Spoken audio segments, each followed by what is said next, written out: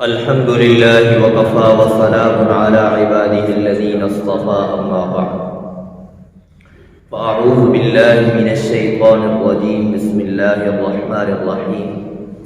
وإذا قلتم فاعدلوا ولو كان ذا قربى سبحان ربك رب العزة عما يصفون وسلام على المرسلين والحمد لله رب العالمين إن الله وملائكته يصلون على النبي يا أيها الذين آمنوا صلوا عليه وسلموا تسليما اللهم صل على سيدنا ومولانا محمد وعلى آل سيدنا ومولانا محمد وبارك وسلم وصل عليه. اللہ رب العالمین کا ارشاد ہے وَإِذَا قُلْتُمْ فَاعْدِلُوا وَلَوْ كَانَ ذَا قُرْبَىٰ، جب بات کہو تو حق کی کہو اگرچہ وہ اپنا قریب ہی کیوں نہ ہو. علامہ شبیر احمد عثمانی رحمہ اللہ نے اپنی تفسیر کے اندر اس کی تشریح اس انداز میں کی، فرمایا یعنی حق بات کہنے میں کسی کی قرابت مانع اور رکاوٹ نہیں ہونی چاہیے. جو بات حق کی ہے، جو سچ بات ہے، وہ اپنی زبان پر لے آؤ اور اس کو کہہ دو. اور اسی کو سورۃ النساء کی آیت نمبر 135 میں اللہ رب العالمین نے اس انداز میں واضح فرمایا ہے. فرمایا یا ایھا الذین آمنوا، اے ایمان والو، کونوا قوامین بالقسط شہداء للہ، عدل و انصاف پر مضبوطی سے جم جانے والے اور اللہ رب العالمین کو خوشنودی کے لیے سچی گواہی دینے والے بن جاؤ. وَلَوْ عَلَىٰ أَنفُسِكُمْ، اگرچہ وہ تمہارے اپنے خلاف ہی کیوں نہ ہو. أَوِ الْوَالِدَيْنِ، یا تمہارے والدین کے خلاف ہی کیوں نہ جا رہی ہو. وَالْأَقْرَبِينَ، اور اگرچہ وہ تمہارے قریبی رشتہ داروں کے خلاف ہی کیوں نہ جا رہی ہو. جو بات حق اور سچ ہے تمہارے اوپر لازم ہے کہ تم 1 انچ برابر بھی اس سے آگے پیچھے نہ ہٹو، بلکہ جو عدل و انصاف کی بات ہے اس کو کہہ گزرو. کسی کا ڈر، کوئی لالچ، کسی کی خوش آمد، کسی غریب کے اوپر ترس یا رحم کھا کر کے، یا کسی کی سفارش کو سن کر کے کہیں ایسا نہ ہو کہ تم حق بات سے پھر جاؤ، ایسا تم نے کبھی بھی نہیں کرنا. بلکہ تم نے اگرچہ وہ حق بات اپنے خلاف ہی کیوں نہ ہو، اس کو بالکل صحیح، واضح، صاف اور سچی بلاد بات کر دو. اور سورہ بقرہ میں اللہ رب العالمین نے فرمایا وَلَا تَكْتُمُوا الشَّهَادَةَ وَمَن يَكْتُمْهَا فَإِنَّهُ آثِمٌ قَلْبُهُ، سچی گواہی کو تم چھپاؤ نہیں. اور ایک اور جگہ فرمایا اسی سورہ بقرہ میں وَلَا يَأْبَ الشُّهَدَاءُ إِذَا مَا دُعُوا، حضرت مجاہد فرماتے ہیں کہ کسی معاملے کے اندر گواہ بننا یہ لازم اور ضروری نہیں ہے، لیکن جب انسان کسی بھی معاملے میں گواہ بن جائے تو پھر اگر اس کو طلب کیا جائے گواہی دینے کے لیے تو پھر اس کے اوپر گواہی دینا اور سچی گواہی دینا یہ لازم اور ضروری ہے. فرمایا وَلَا يَأْبَ الشُّهَدَاءُ إِذَا مَا دُعُوا، گواہ انکار نہ کرے جب ان کو بلایا جائے گواہی دینے کے لیے. جہاں پر شریعت کا یہ اصول اور ضابطہ ہے کہ اگر کوئی بندہ گواہ بن جاتا ہے کسی معاملے میں تو اس کو گواہی سے انکار بھی نہیں کرنا چاہیے اور چھپانی بھی نہیں چاہیے گواہی. وہیں پر ساتھ شریعت کا اسی آیت کے اندر ایک اور قانون بھی اللہ نے ذکر کیا ہے اور وہ فرمایا وَلَا يُضَارَّ كَاتِبٌ وَلَا شَهِيدٌ. آج آپ عمومی طور پر دیکھیں گے عدالتوں کے اندر یا کہیں بھی ایسے معاملات کے اندر کوئی ایسا معاملہ ہو جاتا ہے تو لوگ گواہی دینے سے بھاگتے ہیں. کیوں بھاگتے ہیں؟ اور وہاں پر پھر عمومی طور پر جھوٹے گواہوں بلایا جاتا ہے، اس کی بہن مرکزی وجہ کیا ہوتی ہے؟ اصل وجہ یہ ہوتی ہے کہ بعض اوقات گواہوں کو جس طرح مجرم کی پیشیاں لگتی ہیں وہیں پر گواہوں کی پیشیاں لگ رہی ہوتی ہیں، ان کو تنگ کیا جا رہا ہوتا ہے، تو فرمایا ان کو تنگ کرنے کی اجازت نہیں ہے۔ ہاں اگر کوئی معاملہ ہے، ان کی گواہی کسی معاملے کے اندر درکار ہے تو ان کو بلاؤ، ان کی گواہی لے لو اور کم سے کم وقت کے اندر ان کو فارغ کرو، ان کو تنگ نہ کیا جائے بلکہ کم سے کم وقت کے اندر ان کو گواہی لے کر کے فارغ کر دیا جائے۔ یہ شریعت کا اصول اور ضابطہ ہے۔ اور ساتھ ہی اللہ رب العالمین نے اسی آیت میں فرمایا ان یکن غنیا او فقیرا فاللہ اولی بہما، جس کے خلاف تم گواہی دے رہے ہو اگر وہ تونگر ہے، مالدار ہے، تو اس کی مالداری کا تمہیں پاس اور لحاظ نہیں کرنا۔ ایسا نہ ہو کہ تم اس کی مالداری کی طرف دیکھو، اس کی خوشامد کرتے ہوئے، اس کا لحاظ کرتے ہوئے اس کے خلاف جو تم نے گواہی دینی ہے تو اپنی زبان کو موڑ موڑ کر کے گواہی کو کسی اور انداز سے دے دو، ایسا نہیں کرنا۔ او فقیرا، اگر جس کے خلاف تم گواہی دے رہے ہو اگر وہ فقیر ہے، محتاج ہے، غریب ہے، تو اس کی غربت کا لحاظ کرتے ہوئے تم اپنی گواہی کو چھپا لو، ایسا بھی نہیں کرنا۔ بلکہ اللہ نے فرمایا فاللہ اولی بہما، اللہ رب العالمین تم سے بڑھ کر کے ان کا زیادہ خیر خواہ ہے، اللہ زیادہ خیر خواہ ہے، اس لیے جو حق بات ہے وہ تم نے کہنی ہے، کسی کا پاس لحاظ تم نے نہیں کرنا، تم نے حق کو واضح بات کہنی ہے۔ فلا تتبعوا الهوى ان تعدلوا، اپنی خواہشات کی پیروی نہیں کرنی انصاف کرنے سے، حق کی بات کہنے سے اپنی خواہشات کے پیچھے نہیں چلنا۔ اور اسی کے ساتھ ساتھ اگر تمہارے دل کے اندر کسی کی دشمنی ہے، تمہارا جو مقابل ہے جس کے لیے تم نے گواہی دینی ہے، اگر تو تمہاری اس کے ساتھ دشمنی ہے، عداوت ہے، کوئی بھی ایسا معاملہ ہے، تو قرآن مجید نے بڑے پیارے انداز کے اندر اس کے بھی اصول سمجھا دیے اور فرمایا وَلَا يَجْرِمَنَّكُمْ شَنَآنُ قَوْمٍ عَلَىٰ أَلَّا تَعْدِلُوا، وَلَا يَجْرِمَنَّكُمْ شَنَآنُ قَوْمٍ، کسی قوم کا بغض، عداوت تمہیں اس بات پر انگیختہ نہ کرے، آمادہ نہ کرے، اللہ تعدلوا، کہ ان کے معاملات کے اندر تم انصاف سے کام نہ لو، ایسا تم نے نہیں کرنا، بلکہ تم نے چاہے دوست ہے یا دشمن ہے،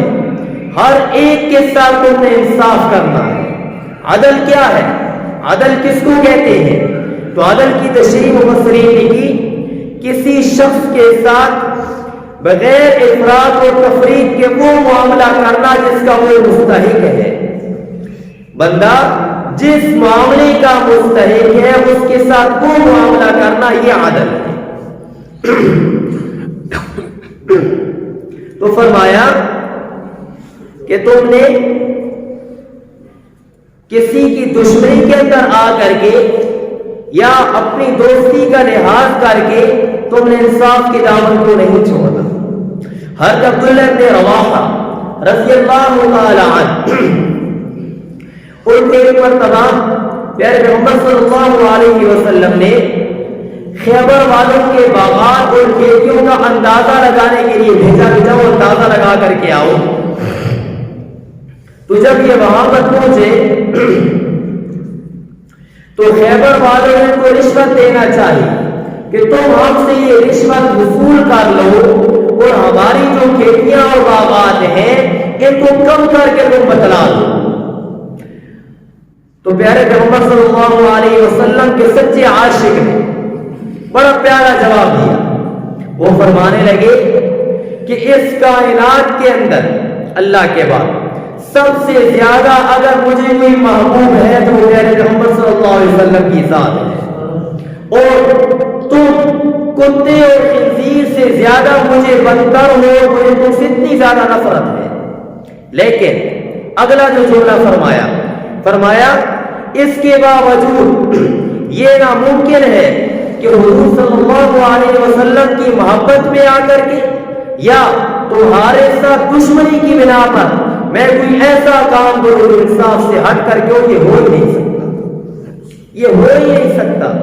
میں وہی کروں گا کہ جو میرے پیغمبر صلی اللہ علیہ وسلم کی سنت ہے اور شریعت کا جو تقاضا ہے۔ تو ہمارے لیے بہت اہم سبق ہے اس کے اندر، ہم ہر معاملے کے اندر انصاف کا دامن نہ چھوڑیں۔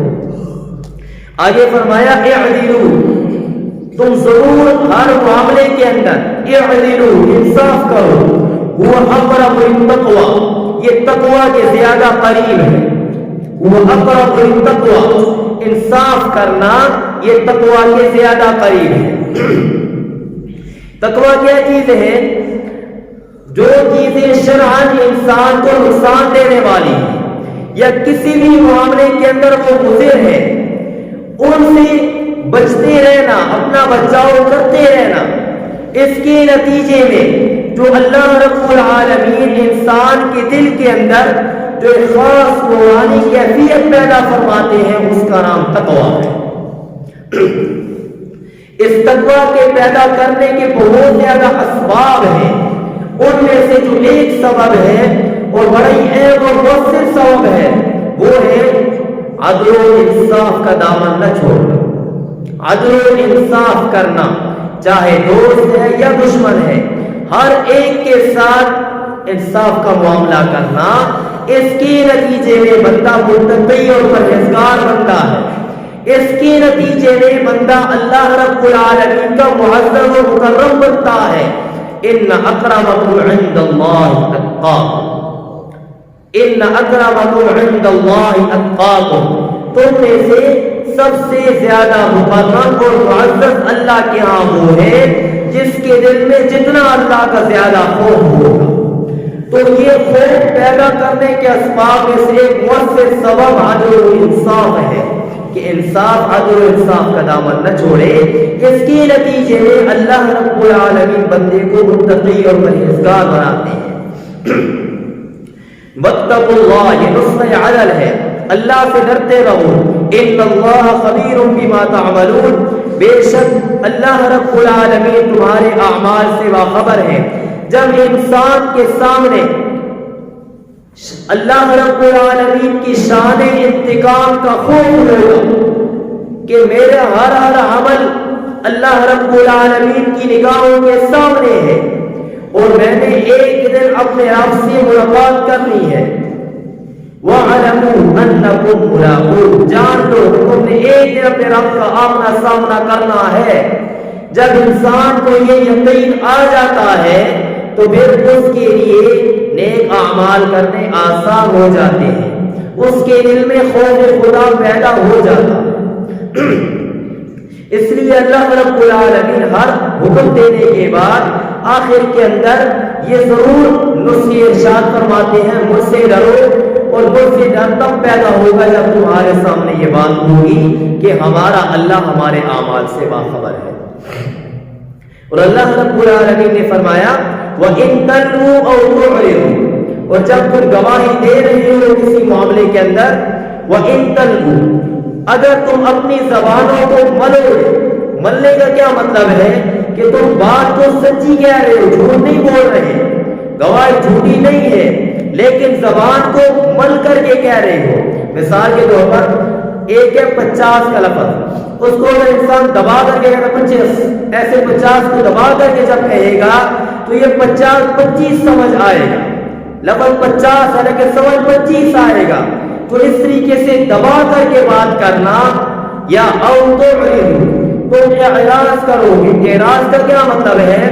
کہ جو تم نے بات کرنی ہے اس بات کا جو مرکزی پوائنٹ ہے، اس مرکزی پوائنٹ کو تم درمیان میں سے ختم کر دیتے ہو، بات ساری کر دیتے ہو، جس کی وجہ سے معاملہ ادھر کا ادھر ہو سکتا ہے، وہ بات درمیان میں سے تم غائب کر دیتے ہو۔ تو فرمایا اس چیز کی بھی اجازت نہیں ہے، اور یہ جان لو بے شک اللہ رب العالمین تمہارے اعمال سے باخبر ہے۔ یہاں پر بھی اللہ رب العالمین نے وہی جملہ ارشاد فرمایا۔ مفسرین کرام نے ان آیات کی تفسیر کے اندر ایک بہت ہی اہم بات لکھی ہے، وہ فرماتے ہیں کہ جس طریقے سے اگر کوئی جھگڑا ہو جائے تو وہاں پر گواہ بننا، گواہی دینا، یہ معاملات اور یہ احکامات اس کے ہیں، وہیں پر یہ گواہی کے احکامات وہاں پر بھی لاگو ہوں گے کہ اگر کوئی ممتحن امتحان لے رہا ہے اور امتحانات کے نمبر وہ لگاتا ہے، یا اسی طریقے سے کوئی سند اور سرٹیفکیٹ کو جاری کرتا ہے، یا اسی طریقے سے انتخابات کے اندر جو ووٹ ہم کاسٹ کرتے ہیں، یہ تمام جتنے بھی معاملات میں نے ذکر کیے ان کا تعلق بھی گواہی کے ساتھ ہے، ان کا تعلق بھی گواہی کے ساتھ ہے۔ ہمارا ووٹ کاسٹ کرنا کسی امیدوار کے بارے میں یہ اس بات کی ہم گواہی دے رہے ہوتے ہیں کہ ہمارے علم کے مطابق یہ بندہ اس بات کے زیادہ لائق ہے کہ اس کو یہاں پر امیدوار منتخب کر دیا جائے۔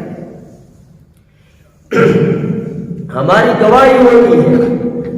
اس ووٹ کا ایک تعلق وکالت کے ساتھ بہت لمبی بحث ہے، اور اسی طریقے سے جو ڈاکٹر سرٹیفکیٹ کے اوپر دستخط کرتے ہیں، ڈاکٹری سرٹیفکیٹ بنتا ہے اور اس کے نتیجے میں یہ بات واضح کی جاتی ہے کہ یہ آدمی اب ملازمت کے لیے اہل ہے یا نہیں ہے، یا اب اس کو کتنی چھٹیاں درکار ہیں، تو اس کے لیے جو ڈاکٹری سرٹیفکیٹ کے اوپر وہ دستخط کرتے ہیں، اگر وہ معاملے کے خلاف بات کریں گے وہ جھوٹی گواہی بنے گی، اور اگر معاملے کے عین مطابق بات کریں گے تو وہ سچی گواہی بنے گی۔ اور اسی طریقے سے جو لائسنس جاری کیے جاتے ہیں، ڈرائیوری لائسنس اور اس قسم کے جو لائسنس وغیرہ جاری کیے جاتے ہیں، یہ بھی جو جاری کرنے والا ہے اس کی وہ گواہی ہے،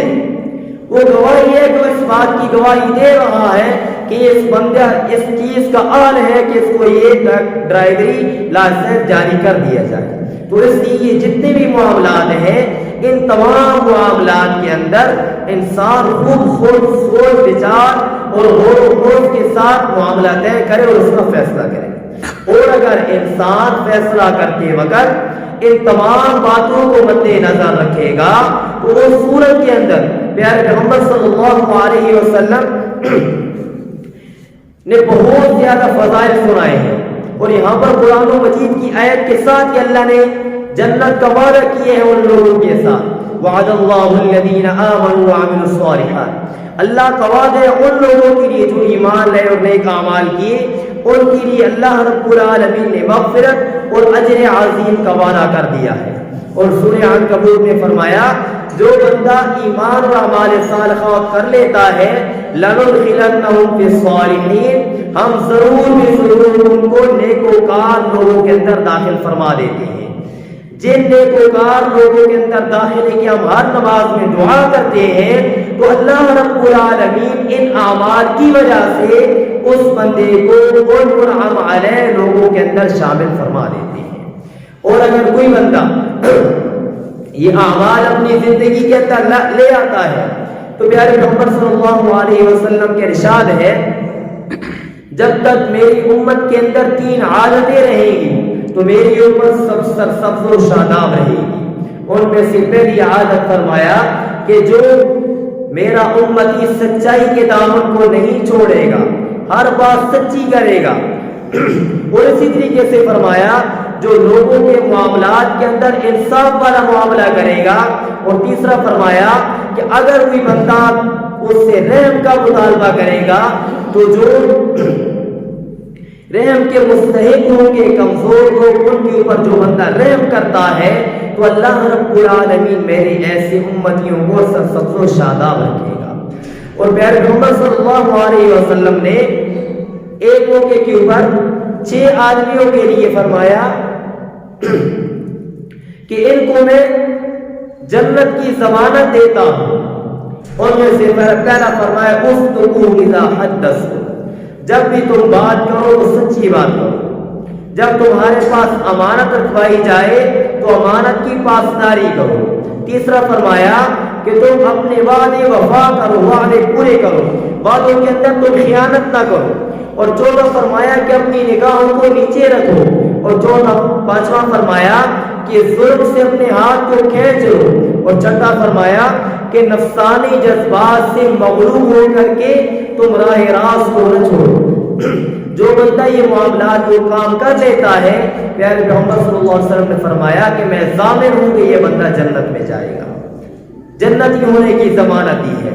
اور ایک بات موقع پر پیارے